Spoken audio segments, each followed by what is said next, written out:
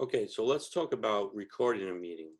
And like I said, this is a great tool to use so that you can go back, you can remember what was said, you're able to type out your minutes from it.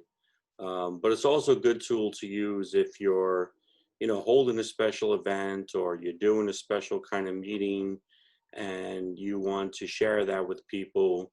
You can record the meeting and then share it later on. So we'll talk about, clicking on the settings, recording when the meeting starts, and saving the recording. So as I told you, when you're setting up your meeting, one of the things you can do is click automatically to record the meeting. All right, and then you'll see two options here. One option is to record it onto your local computer, and that's great if you're using a desktop or a laptop. But if you're using an iPad or you're using your iPhone or some other device, you can record it to the cloud. And you'll have to have an iCloud account for all of that.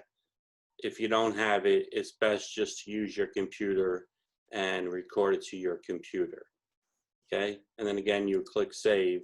And when you start the meeting, it will automatically start recording your meeting.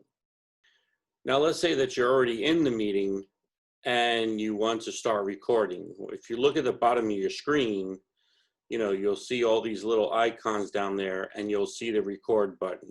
And again, it'll ask you if you want to record to the computer or if you want to record to the cloud.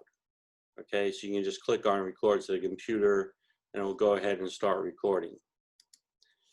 Now, once the recording is started, at the top of your screen, you'll notice where the Zoom icon is, you'll see this little red dot and it'll say recording. And this will give you an option where you can pause the recording or stop the recording. Let's say you're having a meeting and you decide you want to take a little break, you can press on pause the recording. But if you press on pause or stop and then you restart the recording, what's going to happen at the end of your meeting is it's going to consolidate all that recording into one file. Now, once your meeting is done, okay, you're going to want to save the recording, obviously. This will come up. It'll say converting meeting to recording. And depending on how long your meeting is, this could take a short amount of time or it could take a long amount of time. And then once that's done, then this little screen will pop up. And typically, the way it's set up is it will go directly to your documents folder. And if you don't know where that is, the best thing to do is to choose a new location in which you can save the file in. So for me, I have a file all set up for my introduction to Zoom, and I click on that and it'll save it to this file. I hope that you enjoyed this video. At the end, you'll see my name and information on how to contact me should you have any questions. Also, please be sure to like and share our videos down below so that we can share them across the VFW. Hoorah!